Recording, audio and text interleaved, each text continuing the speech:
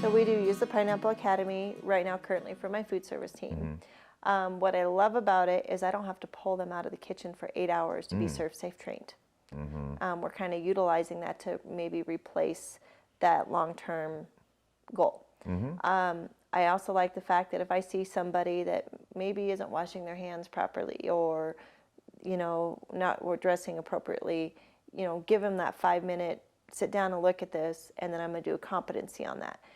It saves more time for my staff when they can sit and do 1 or 2 classes compared to sitting for 8 hours for a Serve Safe certification, and they're getting the same basic information. What I also like about it is I can find an area that maybe we just need to fine tune on, and I can pick who I assign that to because it may be relevant just to those folks, or I can do it for the whole team.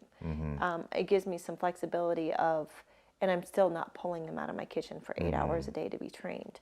Some of the struggles we see with it is I still have some of them staff that just aren't computer savvy.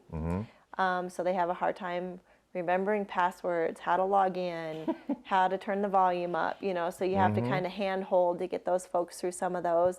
Once you get them going, they're usually pretty much okay, but if there's something goes wonky with the video or like we did our training yesterday and the internet went off, I can see those people like, I'm done for the day, you know. So, I mean, I still see some struggles there. There's certain things that you can train great that way, and a lot of, you know, the hands-on work stuff is fabulous. The learning to be a teammate, the learning to be a more compassionate person, or how to handle tough situations. Sometimes those still have to be those in-person, one-on-one trainings where you're having those interactions or role-playing in order to get that through. I still will quiz my folks, and, you know, I'll have a free coffee card for the coffee shop, like, okay, who can raise their hand and do the scripting for me for the patient room right now? And we will do that, and they'll get a $10 coffee card. And, so we do that as every once in a while just to kind of, again, check in and say, all right, how confident are you that you know all the answers to this? And if they get it right, they get the coffee card. If they don't, we move to the next person. And then we go through where they missed. And I don't put anybody on the spot and say, Greg, okay, you're going to do it today. Are you ready? I don't do that. You know, who's willing to try and win a coffee card? And I got 3 or 4 hands go up. So, and if all 3 of them get it, I give them all 3 a coffee card, and that's out of my pocket. Because it just helps reinforce what we're holding them accountable to. If I'm working on the floor, I better be doing the same thing. I better be using that scripting appropriately. I had the pleasure of serving my hospital board president this week as a dietary aide.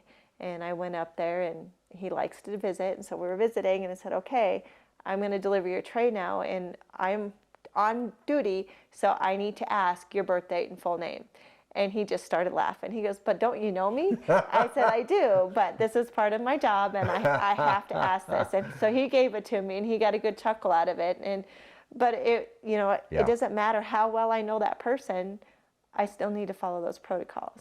And, you know, and getting those people, I had a patient the other day that was cold.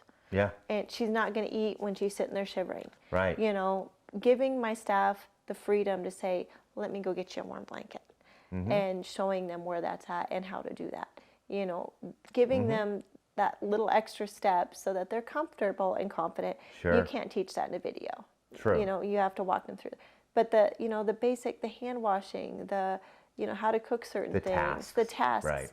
Yes, absolutely, because it frees up all that extra time where they're doing the job instead of sitting in a classroom. Again, onboarding is a big struggle of taking the time to train somebody where, you know, they can go in and see how to clean a room, and then my director can go in there with them and see where we need to fine tune from that point, compared to them shadowing somebody for days and days and then say, okay, do you got this yet? Because, you know, a lot of this is going on when that's happening, and they're maybe not necessarily paying attention to what they should be doing.